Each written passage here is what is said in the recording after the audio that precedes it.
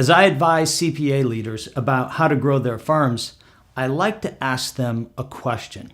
I've discovered that this question serves as something of a litmus test to determine whether or not they're truly committed to growth and how likely they are to actually achieve this goal.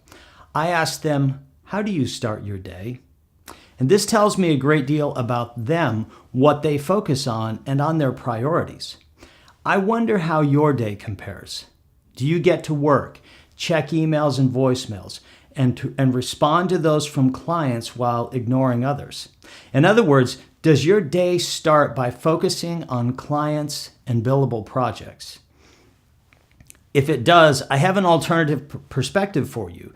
If you really want to grow your CPA firm and you are the leader, you have to focus on growth first. It has to be the top priority. I call this working on the business more than working in the business. And this shift in mindset pays huge dividends. Let me share with you why you should make this change.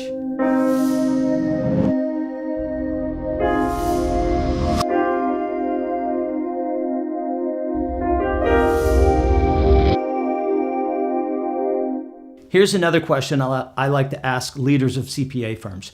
Are you a CPA or an entrepreneur? And their answer tells me a great deal about their focus and mindset. What's the difference between the two options, entrepreneur and CPA? Well, if someone says, I'm a CPA, this usually means that they spend most of their day serving clients, monitoring trends, doing research, and trying to stay on top of what's happening in their industry. They see themselves as problem solvers of challenges that require good analytical thinking, like a great technician. They enjoy doing the actual work of being a CPA more than they enjoy being a business owner and leader. And given the choice between going out and speaking to a crowd full of prospective clients or staying in the office and getting work done, they'll choose staying in the office. If someone says, I'm an entrepreneur, this usually means, one, they spend most of their day thinking about how to grow their firm, trying to understand what levers they need to pull to realize consistent and predictable growth. They have a strategic growth plan and they stick to it over time. They see themselves as a business builder and leader more so than a technician, and they recognize the importance of doing great work for clients, but they also know that the best and highest use of their time is to be a strategist. They recognize the importance of their personal brand, of storytelling, and of being willing to become the public face of their organization. If you really want to grow your CPA firm, you have to think like an entrepreneur. Now, this does not mean that you ignore client impact or the quality of your work product. Not at all. But this does mean that you place client service in its proper place. Historically, most CPA firms have grown by serving their clients well and then getting referrals. But the problem with referrals is that you are never in control of them. And this means that your growth is in someone else's hands, not yours. With referrals, you're never in control of your growth. When referrals are your growth engine, you are counting on clients who, by the way, have no vested interest in seeing you grow to refer you to other clients. You're betting your future on people over whom you have no control. What would happen to your CPA firm if the referral engine dried up? I've seen this happen to more than one CPA firm. And this is why smart CPA firm leaders are making the pivot to think and act like entrepreneurs.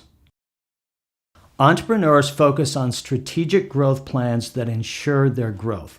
They take control of their growth and of their future by making sure that they have strategic plans that are within their ability to execute. Entrepreneurs don't hope to grow, they plan to grow. The core areas that they focus on include growth in clients, in revenues, and in profits, but they also focus on scaling their operation to ensure that they can deliver against their promises. In fact, promise is a key word in growth for professional service firms. The challenge with services is that they're intangible. So when someone decides to do business with you, they're buying into a promise that your firm can produce results that matter to them. In other words, the promise matters. If you really want to grow your CPA firm, here are 4 core strategies that really work. 1, clearly define your ideal client, their goals, opportunities, and challenges. 2, define your promise to ideal clients. 3, align your core 3 teams around the promise: marketing, business development, and delivery. And then 4, execute your plan, measure those things that matter, track your outcomes, and make course corrections. Let's explore these a bit.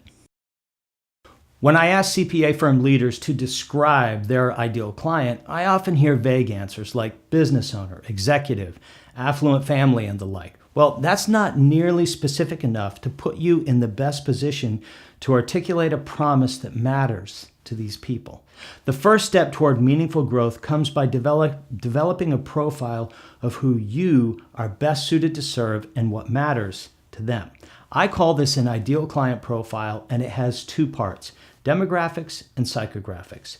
Demographics have to do with those characteristics that are external to a client, such as age, race, education, household income, industry, geography, and the like.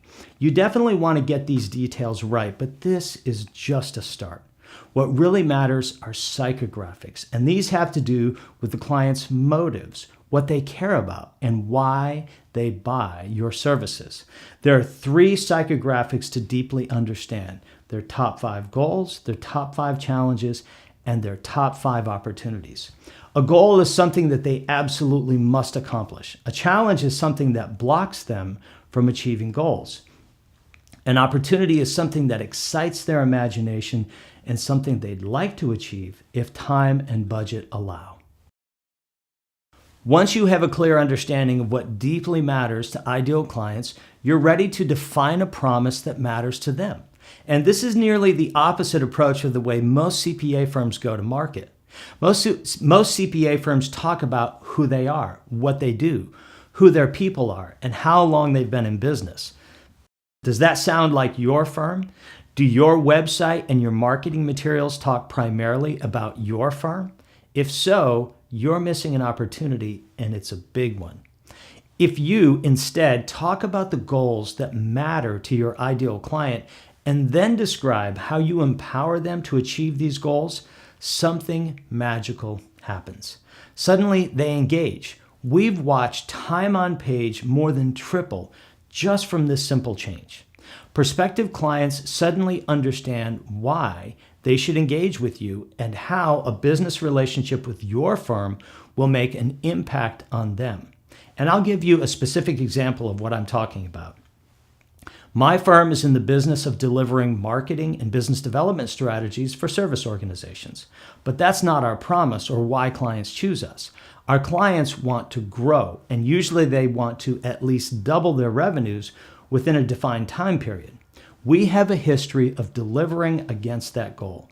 So the promise we make to the broader market is not we deliver great marketing strategies. Our promise is that we double service firm revenues. So take a moment now and think about the promise that matters to your ideal clients. What does that promise sound like? What can you do to make it more real, specific, and concise for your market? Growing a mid-sized service firm is not all that challenging once you get your teams aligned. And this is usually the far more challenging part. The 3 teams that impact service firm growth are marketing, business development, and delivery. For many mid-sized CPA firms, these teams are not all that distinct. In some instances, the same people wear different hats. You might have a senior consultant involved in marketing, holding primary responsibility for business development, and involved in service delivery. We've seen that. That's not really a problem in most instances as long as the responsibilities are clearly understood and fulfilled. And here's the best description I've come up with for how these teams should be measured. The marketing team needs to make the promise to the broader market. Their metric is the number of organic new prospects leaning in who fit the ideal client profile. You want to see consistent growth in new prospects every quarter. The business development team applies the promise to unique client opportunities, usually those generated by the marketing team. And their metric is the number of deals closed, revenue realized, and the appropriateness of the solutions offered. The delivery team delivers the promise to each unique client, and their metric is client satisfaction and client delight. When you get these three teams aligned around the promise that matters to ideal clients, you cannot help but grow. Now, you'll notice that I put the delivery team last in this order. Why? Because it is nearly a given that you should be able to deliver against the promise.